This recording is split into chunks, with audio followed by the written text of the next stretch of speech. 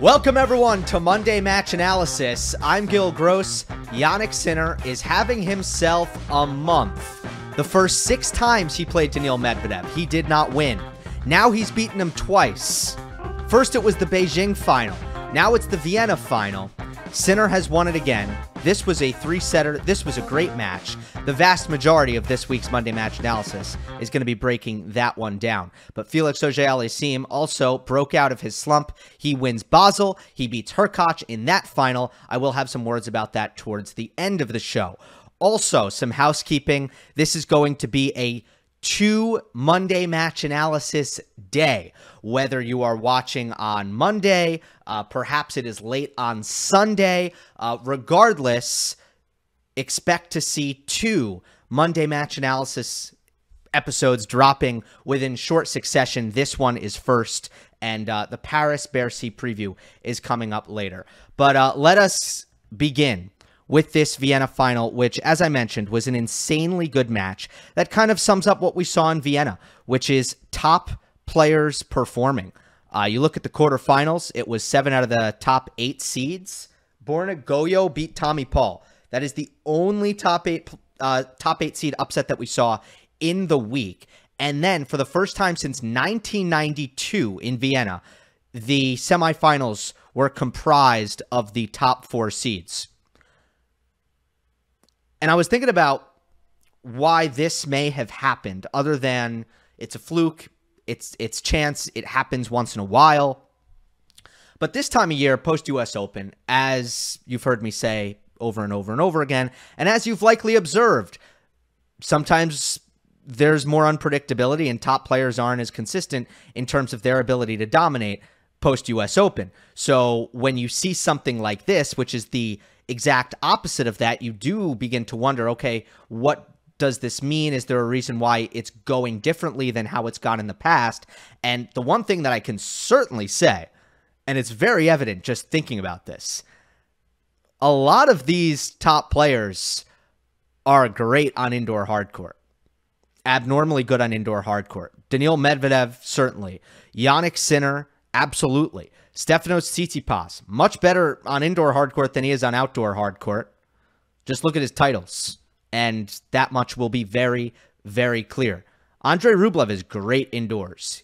He's won a ton indoors. I mean, those are the main guys. I don't think Zverev is better on indoor hard court than he is in other conditions.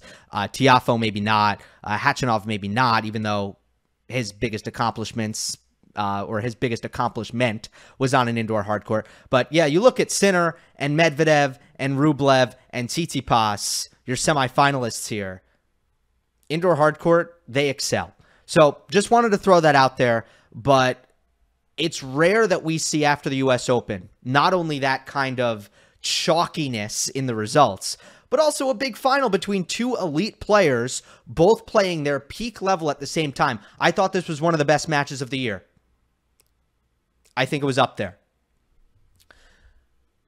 To refresh, Beijing, big thing in that match was Jannik Sinner building a short point advantage, 0 through 4 shot rallies going Sinner's way, that being statistically the difference in the match, and that advantage largely being comprised of Sinner's ability to serve and volley and hit approach shots off of the first ball, apply maximum pressure off the +1 as a result of that, and also having an exceptional forehand day behind his first serve. Plus, in some big moments, there were some regulation backhand errors from Medvedev that loomed large. I talked a lot about the history of the Sinner-Medvedev head-to-head, and I talked about how a lot of the improvements that Sinner has made in certain aspects of his game outside of the ground strokes that helped him win that match against Medvedev, that played such a big role winning that match. I gotta say, I'm not worried. Sometimes I worry about repeating myself when something like this happens. Oh, it's the same matchup. They just played a couple of weeks ago. It's the same result. What am I going to say? Sometimes that happens. I'm not worried about that here at all. It's not a concern because this was a completely different story. Yes, it was Sinner-Medvedev. Yes, Sinner won again. But the match was totally different, which is part of what makes this so fascinating. because Sinner's serve and volley was shut down early. Medvedev sat on 2 wide serves on the deuce side in the early going, ripped 2 forehand cross-court passing shot winners off the return, ended up breaking serve. A little bit later on, there was another Sinner serve and volley. Medvedev got the return so low that it nicked the net tape, and Sinner missed the volley, which was disrupted by it hitting the tape. It's another serve and volley loss. And, you know, those things happened early on and kind of scared Sinner off of that tactic to the point where it was mostly just used as a changeup for the remainder of the match. In addition to that, forecourt execution in general was kind of lacking from Sinner. There were some big mistakes made by Jannik on volleys, on overheads, that I think had him, again, just shying away from coming forward all that often. It wasn't something that he really wanted to lean on because he lost confidence in the forecourt. Not that he never came forward or that he was allergic to the net, but it wasn't something where he was really forcing his way in or coming in with the mindset that he was going to be trying to come forward on most points. It clearly wasn't how he was playing it. Again, because I think there was a loss of confidence. Drop shots were successful, but relatively rare. And backhand slice was also successful, but even more rare. I only saw it a few times. So I just ran through a lot of the things that we look at as some of the pillars of mixing it up and variety and some of the things that we've talked about that can be effective against Medvedev because you want to break up that baseline game, that rhythmic baseline game that Medvedev excels in. But that's just not what this match was for Sinner. He actually had to play this one from the back of the court. He had to rally with Medvedev and figure out a way to win that way. And that's what was so different. Now, in the past, that has spelled doom for Jannik Sinner. Why?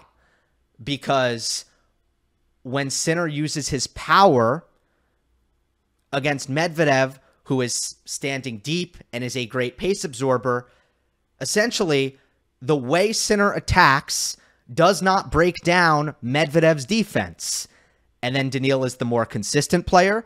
Daniil is the more physical player. Daniil had been the better server. And Daniil had won. He would get to Sinner's legs. He would make fewer mistakes. Jannik would struggle to finish. Jannik would overplay. That's what would happen from the back of the court.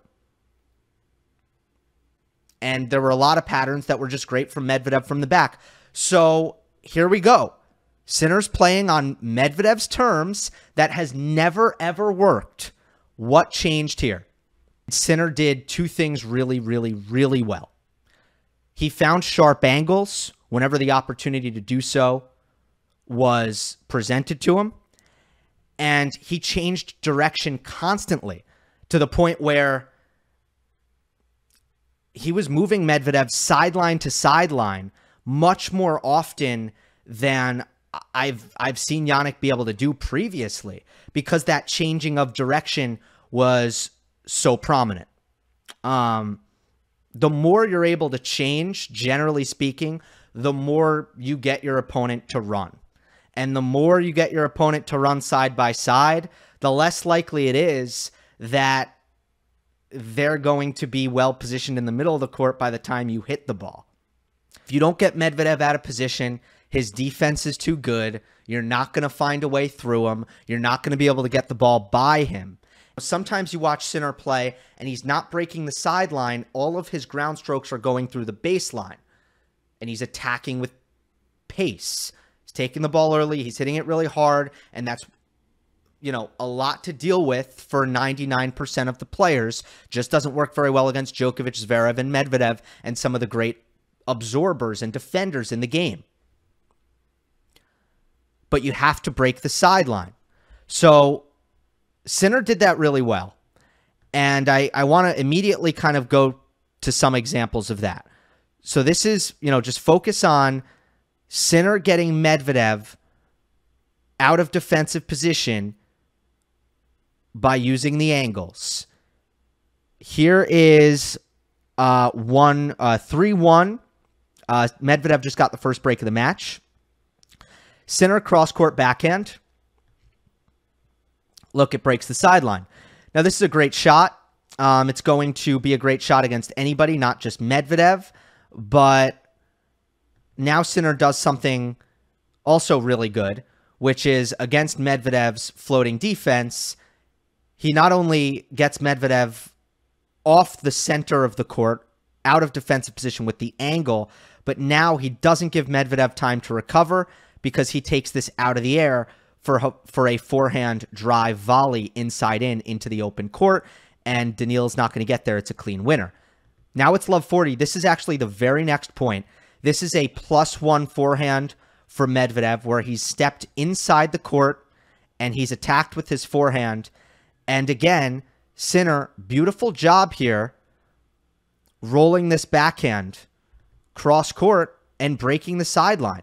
Even though he wasn't in like an attacking position, the way Sinner hits this backhand is ideal against Medvedev.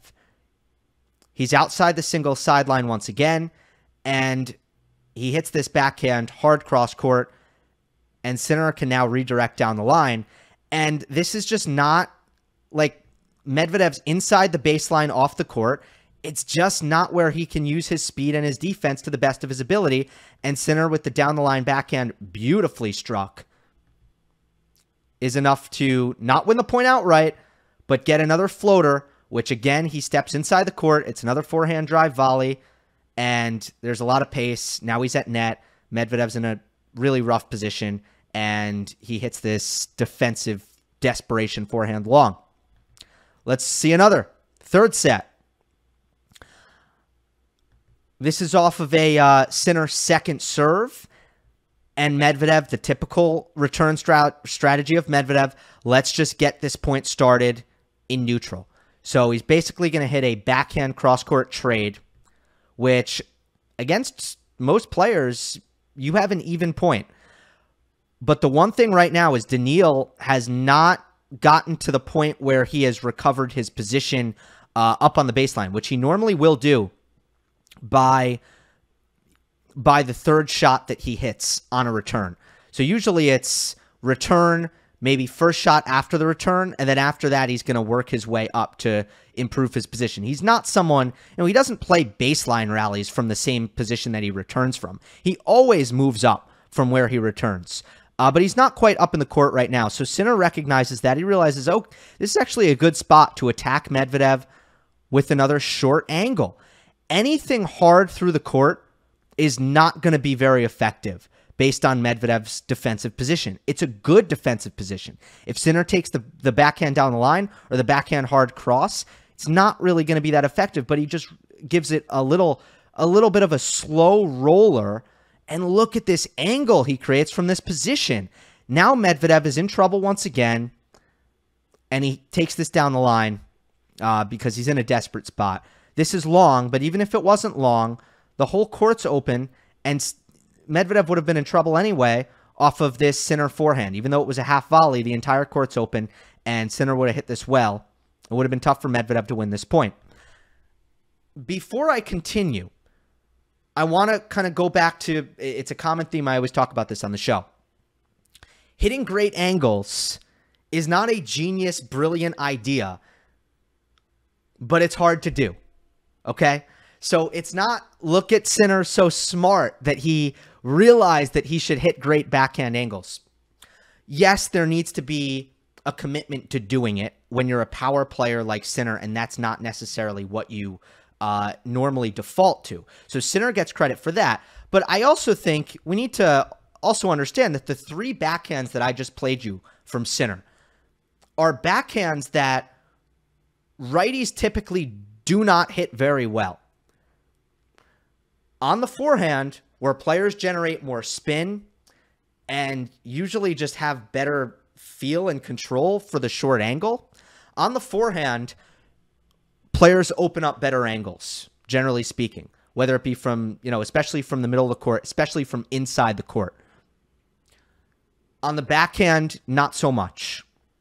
So for Sinner to find these angles with the backhand cross court to break the sideline and find offense from this position right here. A two-handed righty backhand to create offense on the cross court from here. That's very rare. Sinner has a great left wrist. He gets a lot of left wrist lag on the backhand. It enables a lot of topspin on his two-hander, and it enables him to come around the left side of the ball, the outside of the ball, and create better angles than most are able to create off of the two-handed backhand. So I do want to make the point that Sinner technically is very good at this. A lot of righties would struggle to do this against Daniil. You can also do it with the inside-out forehand. Quick example here in the second set. Sinner run around forehand. He decelerates his racket. He does not hit this hard. He does not hit this deep. He hits it short. He breaks the sideline. And look what it does to Medvedev, who, I'm backing it up here, Daniil is 10 feet behind the baseline. He wants you to hit it hard.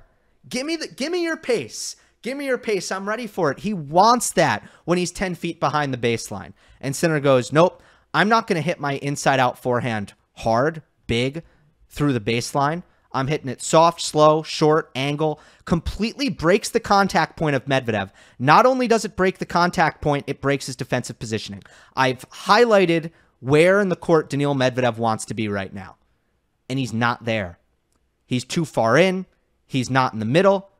And Sinner goes behind him for a forehand winner. So some of it was the angles. Some of it was the changing of direction. Now, you see it a lot, I think, in past matchups. Sinner has always been willing to take his forehand down the line often. Hasn't always been his best shot. And when he's off, sometimes he can struggle with the shot when he's not timing the ball well. But when he's on, and especially when he's indoors, he's going to hit that shot pretty well. The backhand, for as good as it is, sometimes Jannik has been a little bit hesitant to take it down the line. And I'm going to show you a comparison here of what he did in Rotterdam. So look at Sinner's backhands in Rotterdam. They're just mostly going cross. You can see a massive bunch up of balls on the ad side where Sinner has just gone cross court. On 77% of his backhands, he's gone cross court. And he was way more keen on changing direction here in Vienna. 36% down the line, 64% cross court. Look how different the court looks. Just focus in on the court. Look how different that looks. There's so much more down the line. So the constant changing of direction from Sinner and the sharp angles, they wore down Medvedev, and they compromised his defensive positioning to the point where Sinner found balls to attack with Medvedev out of position, which he could cash in on, and he could finish those ground strokes. But you can do a lot of these things. It's not a shortcut for winning. Daniil Medvedev is still going to make you work extremely hard. He is still going to test your fitness. He is still going to test your consistency, because even the most well-executed attacking baseline patterns, he's still going to be able to scramble in a way that's somewhat effective. So what happens when, yeah, you're doing all the right things against Medvedev, but he's still making a lot of balls back in play? Now it comes down to, are you fit enough to play the physical rallies point in and point out? And are you consistent enough to have the shot tolerance point in and point out when Medvedev is making ball after ball after ball against you? It doesn't matter how good your changing of direction, your angles are. It doesn't matter how good your patterns are. Medvedev is still so good, he's going to be able to find a way to extend rallies against you. Well, in the third set, those moments came where they were playing really long, lung-busting rallies. And Sinner's consistency was put to the test, and Sinner's fitness was put to the test. And God, he passed the test. And you know he passed the test because what happened at the beginning of the third set? Medvedev got tired. Yes, Sinner was tired. There's no doubt about it.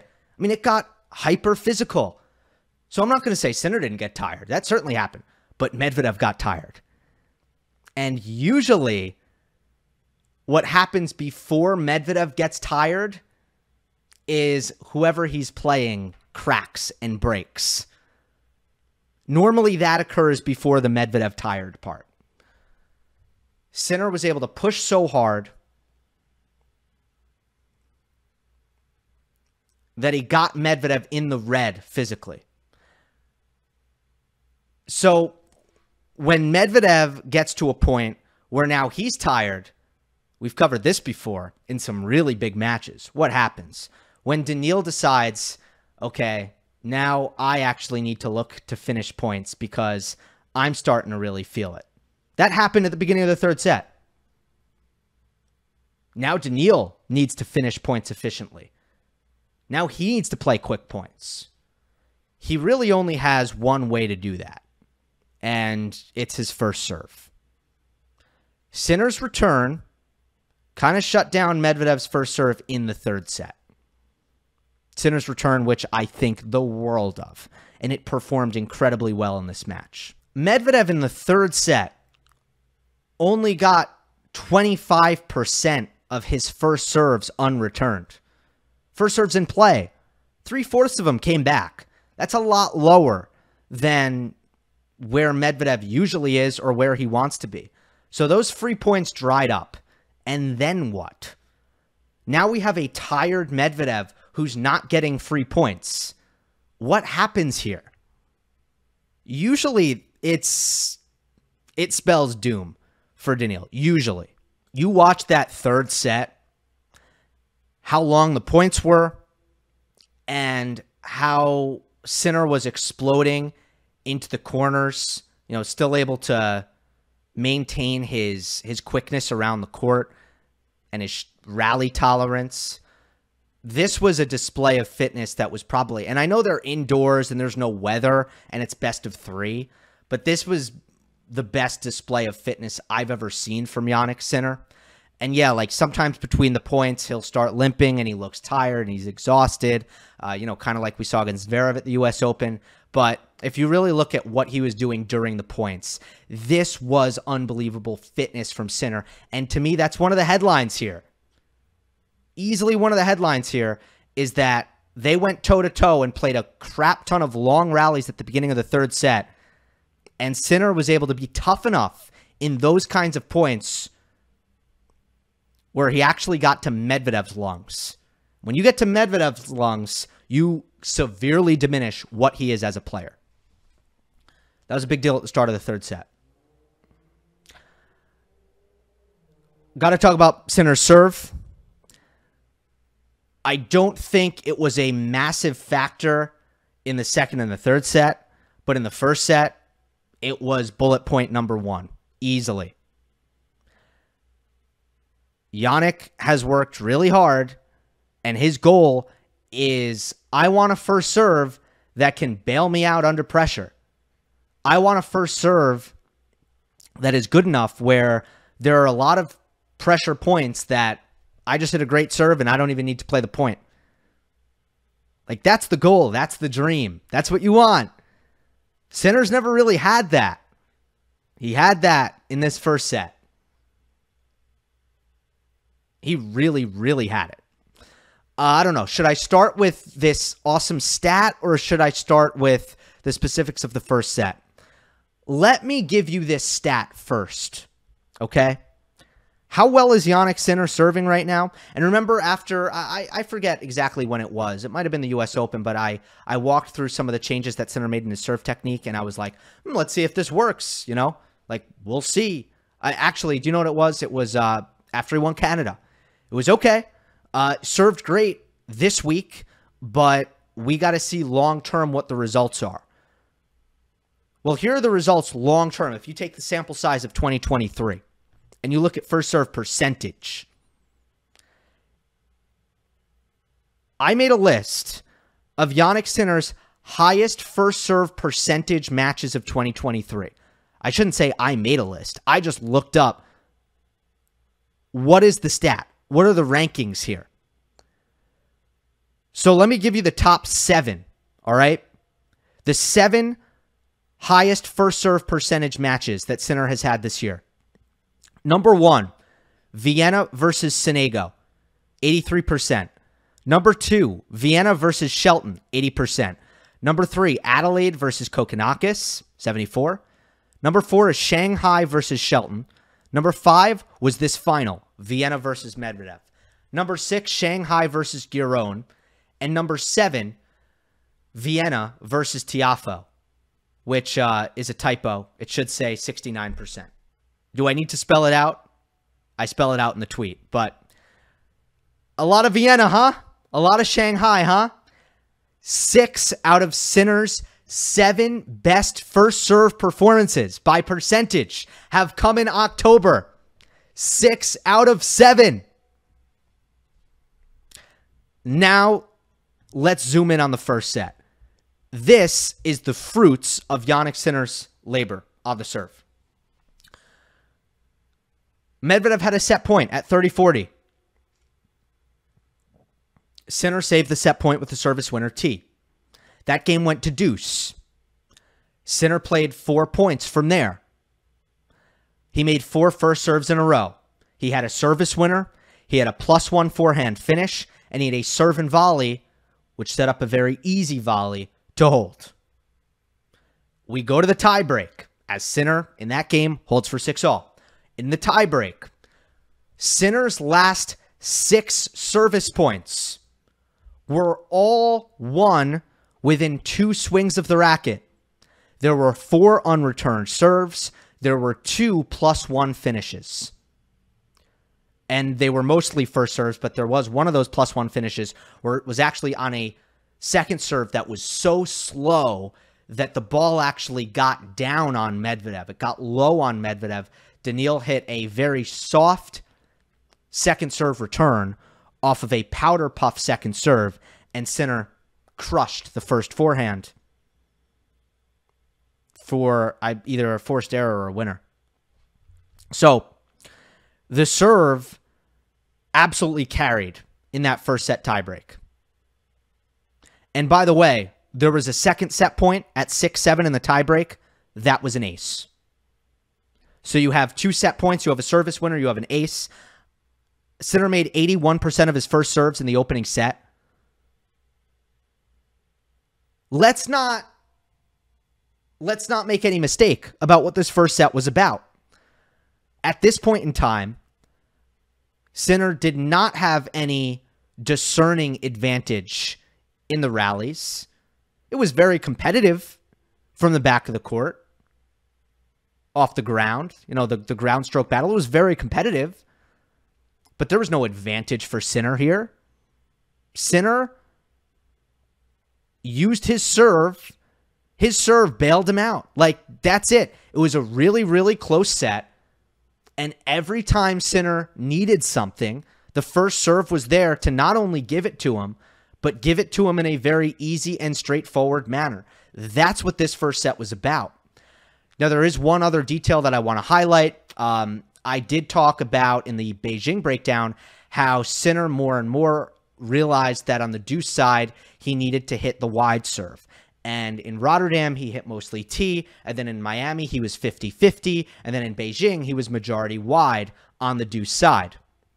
Medvedev clearly came out for this match and was like, all right, buddy, I see what's happened here, and I'm just going to completely take away the wide serve.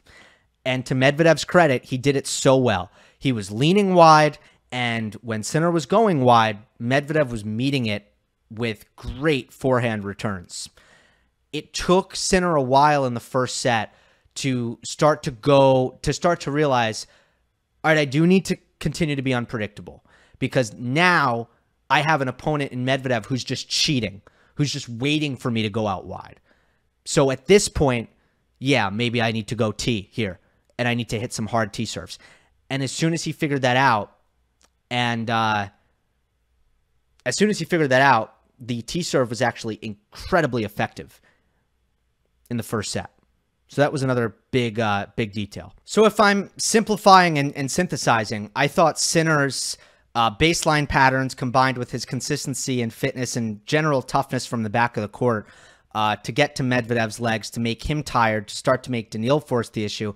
Well, I thought that was the main advantage for Jannik in the third set. I just feel like the first set was, again, a super close set where Sinner's serving was really the storyline. In the second set, which is the set that Medvedev won, I thought Sinner did really struggle with the finishes in some key spots that hurt him. You know, the volley execution and the overhead execution, which, as I mentioned at the top, wasn't stellar in the match as a whole. I just think, you know, in pressure situations, it came up a couple times. Offensive positions from Sinner at 2-all, 3 points in a row, loses all 3 points. He gets his serve broken. And then there's a second break at 2-4 where Sinner mistimed a couple forehands. But at 30-40, he had an overhead to get it back to deuce. And he snapped down that overhead into the net. Side note, this isn't the second set, it was the first set. But the first break of serve that got it to 3-1 early in the first set, Sinner missed 2 overheads in that game, resulting in the first break of the match. Now, this is part of the benefit that Medvedev gains from being such a great baseliner, from taking players out of their comfort zone. When you have a guy like Jannik coming into a match and being like, well, I need to come forward a ton, and it's not necessarily what he loves to do all the time, well, you know, you get the benefit from that, and sometimes you have a Sinner who is off in the forecourt and not executing in the forecourt, and that becomes a problem for them. You know what I mean? So, like, Medvedev does deserve some credit whenever a player who's not an amazing volleyer is coming forward and screwing up volleys and overheads. Part of that is the Medvedev effect, taking players out of their comfort zone, you know? There was also a moment in the second set where Medvedev's serve really shifted the momentum of the match and the set, where it was 1-2 deuce. And on the 40-30 point, which Sinner won, Medvedev got pissed at Jannik for not apologizing. There was a net cord, and I just didn't really think the net cord really affected the point much, even though Sinner hit a winner on the next ball. But Medvedev, who I think was trying to get into Sinner's head / trying to fire himself up, he took offense by Sinner's non-apology, ended up hitting 3 unreturned serves on the next 4 points and broke the next game. That next game was the 2-all game that I told you about. So that's the micro-analysis of the second set. If I'm zooming out and I'm saying, okay, it was a close match, Medvedev was very, very close to winning the first set. He won the second point, and he should have gotten it back on serve, by the way, in the third set, because Sinner hit a really bad drop shot on break point trying to serve out the match, and boy, did Medvedev blow an easy forehand on top of the net. So it was a close match. What were some of the things that Medvedev was doing well? He was playing cleaner in general. Like, there was a consistency advantage for Medvedev because I think when he was getting Sinner to run into his forehand corner, Jannik, like, Medvedev knows that if he gets Sinner moving into the deuce side, sometimes Sinner is going to overplay on that running forehand, especially because Sinner was trying to go down the line so often when he was on the move to his right. Medvedev was getting a lot of errors just by hitting really good quality cross-court forehands. I also think that Medvedev found some success just playing slow and low to Sinner's backhand. And there were some spots, maybe when Sinner was feeling some pressure or when Sinner was feeling some fatigue in long rallies, where when he felt like he really needed to do something with his two-hander, like he was trying to kind of force the issue offensively with his two-hander off of the slower Medvedev balls, that was another area where I think Sinner did miss a lot. So Medvedev found those two, those interesting kind of patterns where Sinner could miss. Also, I think Medvedev had a nerve management advantage. And so often we are talking about the winning player being more clutch or being superior mentally. Folks, I mean, it's not always the case. And this was a match where, from Medvedev, on Medvedev's side, I saw him playing mostly the same level, no matter what the scoreboard said. Medvedev, did have a dip in the third set, but I think it was because he got exhausted. His mistakes were mostly from being tired, not from getting nervous. And the performances on the big points, the performances when Medvedev had an opportunity, I mean, other than Sinner serve dominating on a lot of these big points, I thought Medvedev was fine. But on the other side of the net, most of Sinner's poor ground stroke errors, the mistakes where you just look at Jannik and you go like, all right, that was gift wrapped. Most of those in the match came when there was tension. I just felt like Sinner created so many opportunities for himself that wasting a bunch of them didn't end up costing him. But the nerve management is an aspect where I actually thought Medvedev was a little bit steadier under pressure.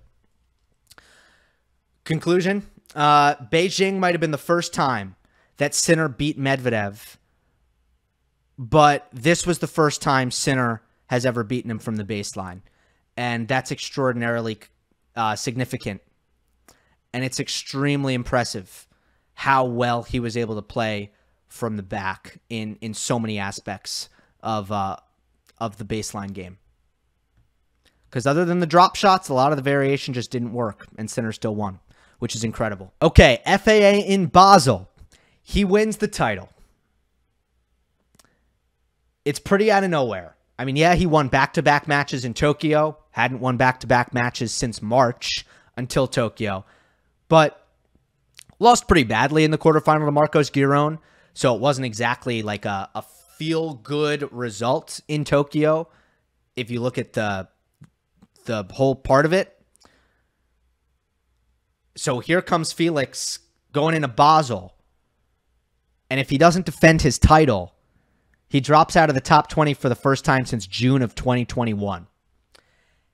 And since the start of clay court season, again, this is coming in, his record was 4-12 coming into Basel. 4-12 since the start of clay. And he wins the title. That at face value is unbelievable. This is an enormous feel-good story for Felix, where, I mean, I imagine there's just such a weight off of his shoulder, right? You feel like, oh, I can do this. The memory of a tennis player and the confidence of a tennis player, it's fickle, it's short, and if you haven't done it recently, I'm sure those doubts, clearly the doubts were creeping in for Felix in a big way, and this is huge for him to get back on track. But to me, that's just what this was. It was a building block en route to getting on track, because the reality is, and this is the part that if you're a Felix fan and you want to kind of hear me be like super positive about what this was, unfortunately, you're not going to get it from me, because I just have to be honest about what I saw. And to me, while this was a building block, it's not a destination. This isn't Felix is back. This isn't Felix has arrived. This isn't Felix played a top 10 level again. For me, he just didn't prove any of that, because I don't think this was as impressive as it would appear to be at face value. He plays Leandro Riti in the first round. I watched every point of that match. I called that match. Leandro Riti is a really talented ball striker, but he very much played like he's like his ranking, 162 in the world. And he did not outplay 162 in the world. That's how he played. Van de Zandschulp, second round, didn't see that one. But I know that Botic has really struggled since March. Since Munich. Not March. I meant Munich. Shevchenko. Now, him I'm high on.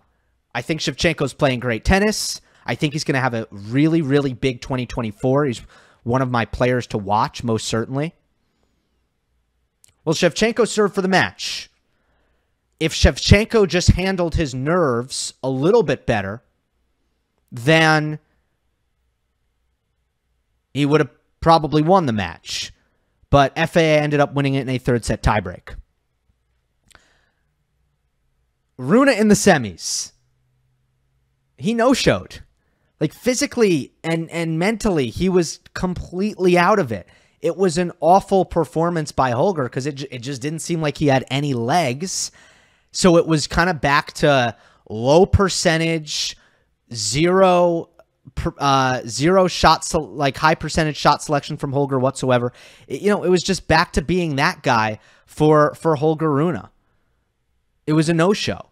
And then Hurkacz, kind of the same thing. I don't know what happened, but Hubie didn't really want to move on return games. It seemed like something was wrong physically, like he had some sort of leg issue or something. So, like, Hurkacz wasn't moving. And he served well enough, evidently, to get it to 2 tie breaks. Again, I do think Felix's serve was really good, especially in the first set. I do think the forehand was on point and on the money. But if you watched the semis and you watched the final and you watched the Shevchenko match, I don't know how you feel like Felix was amazing in Basel. Like, I'm sorry. If you watched those matches, I don't know how you feel that way.